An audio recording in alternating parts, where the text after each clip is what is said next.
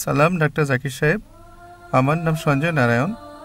আমি অন্ধ্রপ্রদেশে অ্যাভিনিউর colonel district থেকে এসেছি। আমি গ্র্যাজুয়েশন শেষ করেছি। আলহামদুলিল্লাহ, আমি আল্লাহর হেদায়েতে ইসলাম ধর্ম গ্রহণ করেছি, কিন্তু আমার পিতামাতা এটা মেনে নেননি। আলহামদুলিল্লাহ, আমার দাদা মেনে নিয়েছেন। হিন্দু তারা শুধু এক ঈশ্বরে বিশ্বাস করেন। আমি জানতে চাই শয়তান প্রসঙ্গে। এটা আমি জানি যে শয়তানকেও আল্লাহ সৃষ্টি করেছেন। শয়তানের অন্য নামগুলো কোরআন মজিদে ও বেদে, কোরআন মজিদ ও বেদে শয়তান অন্য নামগুলো কি কি? এবং আমার দাদা একটা প্রশ্ন করেছেন, যখন কলিযুগ শেষ হবে, আমি জানি অচিরেই কিয়ামত হবে, সে জানতে চাই কখন কলিযুগ শেষ হবে।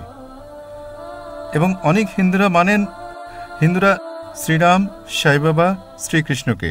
আমি জানি যে আল্লাহ শুধু একজনই, কিন্তু সব মিলিয়ে পয়গম্বর তো অনেক এসেছেন, প্রায় 1,24,24,000 পয়গম্বর। শ্রীকৃষ্ণ, শ্রীরাম, সাই বাবা তারা কি পয়গম্বর ছিলেন? এবং আমার আরেকটি প্রশ্ন হচ্ছে, বর্তমানে কর্নলে এবং চেন্নাইতেও কিছু মানুষ বিশ্বাস করে কালকি পাওয়ান, আমা পাওয়ানকে। আপনার কাছে কি তাদের সম্পর্কে কোনো তথ্য আছে? ভাই, আপনি প্রশ্ন করলেন, আলহামদুলিল্লাহ ইসলাম কবুল করেছেন। আল্লাহ সুবহানাহু ওয়া তাআলা আপনাকে ভালো রাখুন এবং আপনার চেষ্টাকে কবুল করে নিন। আপনার প্রশ্ন হচ্ছে যে শয়তান আছে, এই শয়তান কি ইসলাম ছাড়া হিন্দু ধর্মেও আছে এবং তার নামগুলো কি? দ্বিতীয় প্রশ্ন হচ্ছে, কলিযুগ কি এসে গেছে? তৃতীয় প্রশ্ন, আমরা শ্রীকৃষ্ণ শ্রীরামকে পয়গম্বর ভাবতে পারি কি না?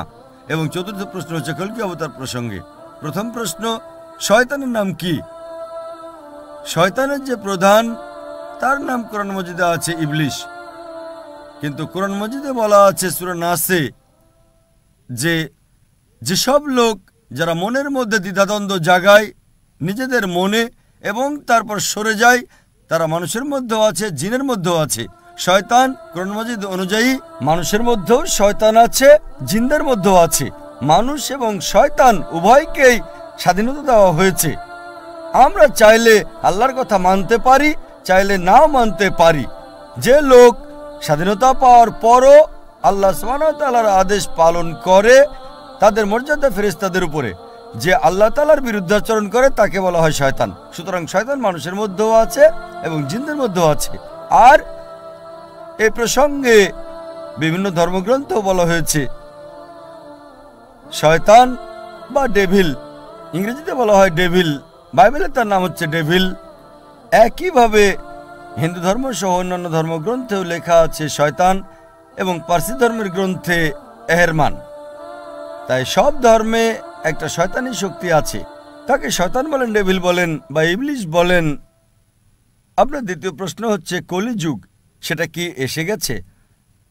আর তৃতীয় প্রশ্ন যে আমরা শ্রীকৃষ্ণ শ্রীরামকে পয়গম্বর ভাবতে পারি কি না। মুহাম্মদ সাল্লাল্লাহু আলাইহি ওয়াসাল্লাম বলেছেন, সহিহ হাদিস মিশকাত আল নিসাবি অধ্যায় নম্বর 3 হাদিস নম্বর 5373, যার উল্লেখ আছে মুসনাদ আহমদ অধ্যায় নম্বর 5 পৃষ্ঠা নম্বর 265 ও 266-তে। আল্লাহ রাসূল বলেছেন যে আল্লাহ সুবহানাহু ওয়া তাআলা এই পৃথিবীতে 1,24,000 পয়গম্বর পাঠিয়েছেন, কিন্তু নামসহ কোরআন মাজিদে শুধু 25 জনের কথা আছে। আদম আলাইহিস সালাম, নূহ আলাইহিস সালাম, ইব্রাহিম আলাইহিস সালাম, মুসা আলাইহিস সালাম, ঈসা আলাইহিস সালাম, মুহাম্মদ সাল্লাল্লাহু আলাইহি ওয়াসাল্লাম সহ 25 জনের নাম আছে। কিন্তু কোরআন মাজিদে লেখা আছে সূরা ফাতির সূরা নম্বর 35 আয়াত নম্বর 24-এ, ওয়া ইম মিন উম্মাতিন ইল্লা খালা ফিহা নাযীর। এমন কোন উম্মত ছিল না যার কাছে আল্লাহ সুবহানাহু ওয়া তাআলা সতর্ককারী পাঠাননি। আল্লাহ তাআলা বলেছেন সূরা রাদ সূরা নম্বর 13 আয়াত নম্বর 7-এ, এবং প্রত্যেক জাতির কাছে আমি হিদায়াতকারী প্রেরণ করেছি। নাম শুধু 25 জনের উল্লেখ আছে। আল্লাহর রাসূল বলেছেন 1,24,000 পয়গম্বর। আপনি আমাকে জিজ্ঞেস করলেন যে হতে পারে শ্রীকৃষ্ণ পয়গম্বর ছিলেন, অথবা হতে পারে যে শ্রীরাম পয়গম্বর ছিলেন। যেহেতু কোরআন মাজিদে শ্রীকৃষ্ণ অথবা শ্রীরামের কথা বলা হয়নি, কোনো সহিহ হাদিসেও নেই, এজন্য আমি বলতে পারবো না যে তারা পয়গম্বর ছিলেন। আমি বলতে পারি এটা হতে পারে, মেবি হতে পারে তারা পয়গম্বর ছিলেন, হতে পারে পয়গম্বর ছিলেন না, কিন্তু আমি বলতে পারি না যে তারা 100% নিশ্চিত পয়গম্বর ছিলেন। কিছু মানুষ বলে রাম আলাইহিস সালাম, এটা ভুল, এটা বললে ভুল হবে। তাই শ্রীকৃষ্ণ শ্রীরাম হতে পারে পয়গম্বর ছিলেন, হতে পারে পয়গম্বর ছিলেন না, কিন্তু যদি তারা পয়গম্বর হয়েও থাকেন, যে সকল পয়গম্বর মুহাম্মদ সাল্লাল্লাহু আলাইহি ওয়াসাল্লামের পূর্বে এসেছেন তাদেরকে শুধু একটা জাতির জন্য পাঠানো হয়েছিল, তাদের গোত্রের জন্য, এবং তাদের কথা একটা নির্দিষ্ট সময়ের জন্য নির্ধারিত ছিল।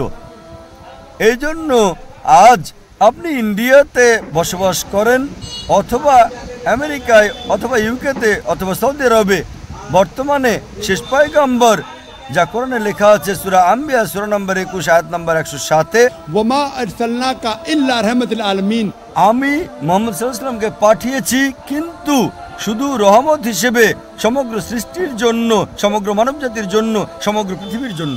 যেহেতু মুহাম্মদ সাল্লাল্লাহু আলাইহি ওয়াসাল্লাম ছিলেন শেষ পয়গম্বর, তাকে শুধুমাত্র মুসলমান বা আরবদের জন্যই পাঠানো হয়নি, তাকে পাঠানো হয়েছিল সমগ্র মানবজাতির জন্য।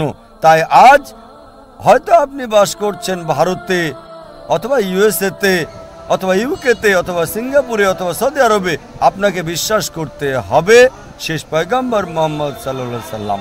আর এটা লেখা আছে হিন্দু ধর্মের গ্রন্থেও। যেমন আপনি বললেন কল্কি অবতার সম্পর্কে, এই বিষয়ে আমি লেকচার দিয়েছিলাম গত শনিবার, এক সপ্তাহ আগে 15 তারিখে।